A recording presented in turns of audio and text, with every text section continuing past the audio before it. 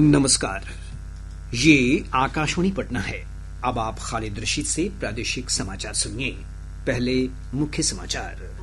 संसदीय कार्य मंत्री किरेन रिजिजू ने कहा 7 सर्वदलीय प्रतिनिधिमंडल जल्द ही 32 देशों के साथ बातचीत करेंगे। निर्वाचन आयुक्त डॉक्टर विवेक जोशी ने वाल्मीकि नगर में विधानसभा चुनाव के लिए एसएसबी के साथ सुरक्षा व्यवस्था के कार्यों की समीक्षा की। प्रधानमंत्री नरेंद्र मोदी अपने बिहार दौरे में औरंगाबाद के नबीनगर में 2400 मेगावाट विद्युत उत्पादन क्षमता वाले पावर प्लांट इकाई का भी शिलान्यास करेंगे। और प्रदेश के कई हिस्सों में गरज के साथ तेज बारिश से लोगों को गर्मी से मिली राहत। मधेपुरा में वज्रपात की चपेट में आकर 2 लोगों की मौत। अब समाचार विस्तार से। संसदीय कार्य मंत्री किरेन रिजिजू ने कहा है कि 7 सर्वदलीय प्रतिनिधिमंडल जल्द ही 32 देशों के साथ बातचीत करेंगे। उन्होंने कहा कि यह ऑपरेशन सिंदूर के तहत आतंकवाद के खिलाफ भारत के सामूहिक संकल्प को दर्शाता है। एक सोशल मीडिया पोस्ट में श्री रिजिजू ने इस संयुक्त मोर्चे का प्रतिनिधित्व करने वाले सांसदों और प्रतिनिधिमंडलों की सूची साझा की है। भाजपा सांसद बैजयंत पांडा के नेतृत्व में पहला समूह सऊदी अरब, बहरीन, कुवैत और अल्जीरिया का दौरा करेगा। भाजपा सांसद रविशंकर प्रसाद के नेतृत्व में दूसरा समूह ब्रिटेन, फ्रांस, जर्मनी, यूरोपीय संघ, इटली और डेनमार्क का दौरा करेगा। जनता दल यूनाइटेड सांसद संजय कुमार झा के नेतृत्व में तीसरा समूह इंडोनेशिया, मलेशिया, दक्षिण कोरिया, जापान और सिंगापुर का दौरा करेगा। शिवसेना सांसद श्रीकांत एकनाथ शिंदे के नेतृत्व में चौथा समूह संयुक्त अरब अमीरात, लाइबेरिया, कांगो और सिएरा लियोन का दौरा करेगा। कांग्रेस सांसद शशि थरूर के नेतृत्व में 5वां प्रतिनिधिमंडल अमेरिका, पनामा, गुयाना, ब्राजील और कोलंबिया का दौरा करेगा। डीएमके सांसद कनिमोझी करुणानिधि के नेतृत्व में 6ठा प्रतिनिधिमंडल स्पेन, ग्रीस, स्लोवेनिया, लातविया और रूस का दौरा करेगा। राष्ट्रवादी कांग्रेस पार्टी शरद चंद्र पवार की सांसद सुप्रिया सुले के नेतृत्व में 7वां समूह मिस्र, कतर, इथियोपिया और दक्षिण अफ्रीका का दौरा करेगा। अनुपम की रिपोर्ट के साथ समाचार कक्ष से फिरोजी। हिंदुस्तानी अवाम मोर्चा के संरक्षक और केंद्रीय मंत्री जीतन राम मांझी ने सर्वदलीय प्रतिनिधिमंडल भेजे जाने के निर्णय का स्वागत किया है। श्री मांझी ने कहा कि सभी देशों को ऑपरेशन सिंदूर की पूरी और पक्की जानकारी देने के लिए प्रधानमंत्री ने यह सही उपाय सोचा है। भाजपा के प्रदेश अध्यक्ष डॉक्टर दिलीप जायसवाल ने कहा कि यह देश हित में लिया गया फैसला है। भारत का पक्ष पूरे दुनिया के अंदर प्रमुख देशों के बीच ये संसदीय दल रखेगी और सबसे खूबसूरती जो भारतीय लोकतंत्र की खूबसूरती है कि सभी दल के सांसद, प्रमुख सांसद इसमें जा रहे हैं और ये बताएगा कि भारत आतंकवाद के खिलाफ है, इंसानियत और मानवता के खिलाफ नहीं। इंसानियत और मानवता के लिए निर्दोष लोगों की हत्या नहीं हो, इसके लिए भारत ने अभी युद्ध विराम भी किया है। इससे बड़ा भारत का दिल क्या हो सकता है। लेकिन आतंकवादी पर 0 टॉलरेंस भारत की नीति है और पूरे दुनिया के प्रमुख देशों से भारत इसके लिए सहयोग चाहेगी। आतंकवाद के खिलाफ भारतीय सेना की कार्रवाई ऑपरेशन सिंदूर की सफलता के बाद विभिन्न स्थानों पर तिरंगा यात्रा निकालकर सेना के शौर्य को सलामी दी जा रही है। इसी कड़ी में आज केंद्रीय मंत्री और स्थानीय सांसद गिरिराज सिंह के नेतृत्व में बेगूसराय के हर हर महादेव चौक से शहीद स्मारक तक एक विशाल तिरंगा यात्रा निकाली गई। इधर शेखपुरा जिला भाजपा अध्यक्ष रेशमा भारती के नेतृत्व में जिले में देशभक्ति की भावना से ओतप्रोत तिरंगा यात्रा निकालकर सैनिकों के अदम्य साहस को सलामी दी गई। पटना में भी राजेंद्र नगर में भाजपा की ओर से तिरंगा यात्रा निकाली गई। निर्वाचन आयुक्त विवेक जोशी ने अपने बिहार दौरे के तीसरे दिन आज पश्चिम चंपारण के वाल्मीकि नगर में सशस्त्र सीमा बल एसएसबी के अधिकारियों के साथ आगामी विधानसभा चुनाव की तैयारियों को लेकर सुरक्षा बैठक की। इस दौरान चुनाव के दौरान सीमा पर सुरक्षा प्रबंध को लेकर विचार विमर्श किया गया। श्री जोशी कल वैशाली जिले का फील्ड विजिट करेंगे। इस दौरान अधिकारियों के साथ चुनाव की तैयारियों को लेकर समीक्षा की जाएगी। गौरतलब है कि निर्वाचन आयुक्त श्री जोशी का 4 दिवसीय बिहार दौरा कल समाप्त हो रहा है। प्रधानमंत्री नरेंद्र मोदी 29 मई को राज्य के 2 दिवसीय दौरे के दौरान औरंगाबाद के नबीनगर में 2400 मेगावाट विद्युत उत्पादन क्षमता वाले पावर प्लांट इकाई का भी शिलान्यास करेंगे। यह जानकारी उप मुख्यमंत्री सम्राट चौधरी ने दी है। उन्होंने बताया कि इसके निर्माण पर लगभग 29,948 करोड़ की लागत आएगी। प्रधानमंत्री के प्रस्तावित कार्यक्रम के अनुसार 29 मई को श्री मोदी पटना में जयप्रकाश नारायण हवाई अड्डे के नए टर्मिनल भवन का उद्घाटन करेंगे और 30 मई को रोहतास के विक्रमगंज में एक जनसभा को संबोधित करेंगे। पूर्व केंद्रीय मंत्री और आशा पार्टी के प्रमुख आरसीपी सिंह जन सुराज पार्टी में शामिल हो गए हैं। उन्होंने अपने दल आशा का भी जन सुराज में विलय कर दिया है। पटना में आयोजित एक कार्यक्रम में जन सुराज के संरक्षक प्रशांत किशोर ने आरसीपी सिंह का स्वागत किया।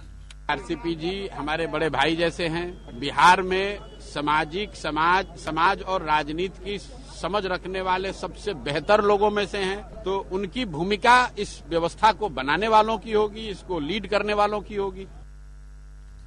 वहीं आरसीपी सिंह ने कहा कि जन सुराज जन आकांक्षाओं की पार्टी है। जन सुराज से बिहार की जनता को बहुत आशा है। और आशा किस बात की? बिहार हमारा कब विकसित प्रदेश बनेगा, बिहार कब हमारा जो हमारे यहाँ के जितने युवा हैं उनको रोजगार मिलेगा, बिहार जिस प्रकार से पहले भी समझिए ज्ञान का केंद्र रहा वो कब होगा। तो जब हम लोग मिले हैं ना तो हम सब लोगों का लक्ष्य कोई छोटा नहीं है, बड़ा सोचते हैं और बिहार का बहुत अद्भुत इतिहास रहा है। राजद के वरिष्ठ नेता और विधानसभा में नेता प्रतिपक्ष तेजस्वी प्रसाद यादव ने कहा कि प्रशांत किशोर और आरसीपी सिंह दोनों पहले जदयू में थे। उन्होंने कहा कि यह सब किसके इशारे पर हो रहा है ये सभी जानते हैं। दोनों तो जदयू में थे, एक राष्ट्रीय उपाध्यक्ष थे, एक राष्ट्रीय अध्यक्ष रहे। तो इस पे कौन करा रहा है, कैसे हो रहा है, ये सब बिहार की जनता तो जानती ही है किसके इशारे पे हो रहा है। हालांकि इसमें हमको क्या टिप्पा टिप्पणी ज्यादा करना है, सब लोग अपना लोग लगे हुए हैं। भारतीय जनता पार्टी के राष्ट्रीय प्रवक्ता सैयद शाहनवाज हुसैन ने कहा कि बिहार में नीतीश कुमार के नेतृत्व में एनडीए बहुत मजबूत है। उन्होंने आरसीपी सिंह के जन सुराज में शामिल होने पर अपनी प्रतिक्रिया में कहा कि इससे एनडीए को कोई फर्क नहीं पड़ेगा। श्री हुसैन ने दावा किया है कि आगामी चुनाव में एनडीए 2/3 बहुमत से सरकार बनाएगा। बिहार में नीतीश कुमार जी के नेतृत्व में एनडीए मजबूत है। कोई किसी को ज्वाइन करे कोई फर्क पड़ने वाला नहीं है। आरसीपी सिंह ने पीके को ज्वाइन किया है, ऐसे भी ज्वाइन करने के बाद भी कुछ होने वाला नहीं है, क्योंकि जब उपचुनाव भी हुआ था तब हम लोगों ने बता दिया था कि चारों सीट पर एनडीए जीता था और इस बार भी नीतीश कुमार जी के नेतृत्व में लड़ेंगे और बिहार में 200 से ज्यादा सीट हम लोग जीतने वाले हैं और 2/3 बहुमत से सरकार बनाने वाले हैं। जन सुराज पार्टी के प्रमुख प्रशांत किशोर ने नालंदा जिला प्रशासन पर उन्हें मुख्यमंत्री नीतीश कुमार के पैतृक गांव कल्याण बिघा जाने से रोकने का आरोप लगाया है। वहीं जिला प्रशासन ने इन आरोपों को खारिज करते हुए कहा कि जन सुराज नेता को कार्यक्रम के लिए बिहार शरीफ में श्रम कल्याण मैदान आवंटित किया गया था, लेकिन वे इसका उल्लंघन कर अन्य स्थानों पर सभा और अभियान करने का प्रयास करने लगे। इसलिए विधि व्यवस्था संधारण के लिए कार्रवाई करनी पड़ी है। प्रादेशिक समाचार आप आकाशवाणी पटना से सुन रहे हैं। ताजा समाचारों के लिए आप हमारे एक्स हैंडल AIR_News_ पटना पर जा सकते हैं। पश्चिमी विक्षोभ के सक्रिय होने के कारण राज्य के कई स्थानों पर आज गरज के साथ बारिश हुई है। दरभंगा, अररिया, मधेपुरा, पटना सहित अन्य कई हिस्सों में बारिश के चलते लोगों को भीषण गर्मी से राहत मिली है। इधर मधेपुरा जिले में सिंहेश्वर और शंकरपुर प्रखंड में वज्रपात की अलग अलग घटनाओं में 2 लोगों की मौत हो गई। हमारे संवाददाता ने बताया है कि अररिया में मूसलाधार बारिश के चलते कई स्थानों पर जल जमाव की स्थिति उत्पन्न हो गई है। इधर मौसम विभाग पटना से प्राप्त जानकारी के अनुसार राज्य के अधिकांश हिस्सों में आज गरज के साथ बारिश होने की संभावना है। समस्तीपुर जिले के कल्याणपुर थाना क्षेत्र अंतर्गत मोहनपुर टाडा इलाके में अपराधियों ने एक आभूषण दुकान से दिन दहाड़े 35 लाख रुपए मूल्य के जेवर लूट लिए। लुटेरों ने विरोध करने पर आभूषणालय के मालिक फूल बाबू शाह को गोली मारकर गंभीर रूप से घायल कर दिया। उन्हें स्थानीय अस्पताल में भर्ती कराया गया है। पुलिस पूरे मामले की छानबीन कर रही है। राजस्व एवं भूमि सुधार मंत्री संजय सरावगी ने मुजफ्फरपुर जिले के मुसहरी अंचल कार्यालय में अनियमितता की शिकायत पर कड़ी कार्रवाई के निर्देश दिए हैं। श्री सरावगी ने कहा कि अंचल कार्यालय में दलालों की मौजूदगी को लेकर आम लोगों से लगातार शिकायतें मिल रही थीं। उन्होंने कहा कि इस संबंध में विभाग के अपर मुख्य सचिव दीपक कुमार सिंह को जांच के निर्देश दिए गए हैं। इधर अपर मुख्य सचिव ने जिलाधिकारी से पूरे मामले की जांच कर 1 सप्ताह के भीतर रिपोर्ट देने को कहा है। दरभंगा जिला के सिमरी थाना में पदस्थापित सहायक अवर निरीक्षक अनिल कुमार तिवारी को एक शराब कारोबारी से रिश्वत लेकर उसे छोड़ने के आरोप में निलंबित कर दिया गया है। वरीय पुलिस अधीक्षक जगुनाथ जलारेड्डी ने निलंबन का आदेश जारी किया है। निलंबित पुलिस कर्मी के विरुद्ध कमतौल के पुलिस निरीक्षक द्वारा की गई जांच में 6,000 रुपए घूस लेने का आरोप सही पाया गया है। दुनिया भर में आज अंतर्राष्ट्रीय संग्रहालय दिवस मनाया जा रहा है। यह दिवस प्रतिवर्ष सांस्कृतिक आदान प्रदान, सांस्कृतिक समृद्धि, सहयोग और शांति को बढ़ावा देने के महत्वपूर्ण साधन के रूप में संग्रहालयों की भूमिका के बारे में जागरूकता बढ़ाने के लिए मनाया जाता है। इस वर्ष का विषय है तेजी से बदलते समुदायों में संग्रहालयों का भविष्य। दुनिया के सबसे उन्नत संग्रहालयों में से एक के रूप में पहचाने जाने वाले बिहार संग्रहालय में ऐतिहासिक कलाकृतियों के संरक्षण में अत्याधुनिक तकनीक का उपयोग किया जाता है। राज्य के पूर्व मुख्य सचिव अंजनी कुमार सिंह का संग्रहालय के विकास में प्रमुख योगदान है। वो बिहार संग्रहालय के महानिदेशक हैं। आकाशवाणी समाचार से बातचीत में श्री सिंह ने कहा कि संस्थान ने पटना और आसपास के क्षेत्रों में संग्रहालयों का एक नेटवर्क विकसित किया है। बिहार संग्रहालय का जो निर्माण हुआ वो हमारी जो कला धरोहर और संस्कृति थी उसकी पूरी झलक दिखाने के लिए बिहार के लोगों को, देश के लोगों को और दुनिया के लोगों को इसका निर्माण किया गया। ये सारा संग्रह जो था पटना संग्रहालय में था, तो उसी संग्रहालय में जो चीजें थी उसी को विकसित करके 2 संग्रहालय बनाए गए, बिहार संग्रहालय और पटना संग्रहालय। इसके अलावा भी आप देखिएगा पटना शहर अब एक संग्रहालयों का शहर बन गया है। यहाँ बापू टावर, महात्मा गांधी जी पर, बुद्ध स्मृति पार्क में भगवान बुद्ध पर, साइंस म्यूजियम और फिर वैशाली में वैशाली बुद्ध, भगवान बुद्ध पर एक बहुत बड़ा म्यूजियम का निर्माण हो रहा है। तो सरकार का मानना ये है कि हम अपनी कला, संस्कृति, इतिहास और धरोहर से आने वाली पीढ़ी को इन संग्रहालयों के माध्यम से बताएंगे और लोग अपना गौरव अनुभव करेंगे कि हमारा इतिहास कैसा रहा है, हमारा अतीत कैसा रहा है। श्री सिंह ने कहा कि नई पीढ़ी को संग्रहालयों से जोड़ने के लिए कई आयोजन किए जा रहे हैं।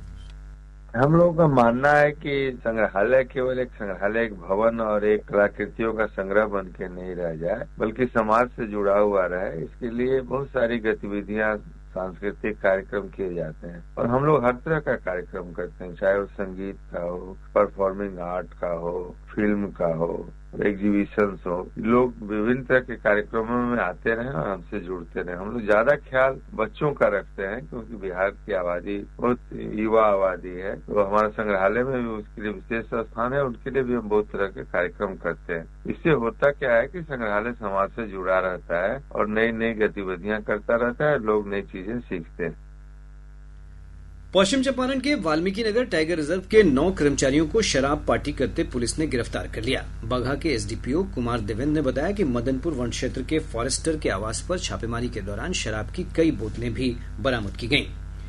बिहार क्रिकेट एसोसिएशन के तत्वाधान में खेली जा रही Shyamal Sinha under 16 cricket tournament में रोचक मुकाबले देखने को मिले हैं। जमुई के झाझा में खेले गए 1 दिवसीय मैचों में बांका, पश्चिम चंपारण और नवादा ने विरोधी टीमों को पराजित कर अपने अपने मैच जीत लिए। और अब अंत में मुख्य समाचार एक बार फिर।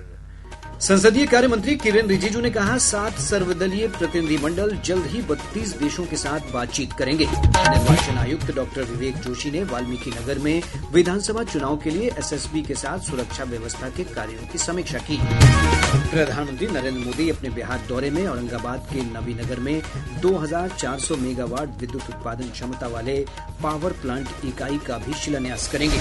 और प्रदेश के कई हिस्सों में गरज के साथ तेज बारिश से लोगों को गर्मी से मिली राहत। मधेपुरा में वज्रपात की चपेट में आकर 2 लोगों की मौत। इसके साथ ही आकाशवाणी पटना से प्रसारित प्रादेशिक समाचार का ये अंक समाप्त हुआ।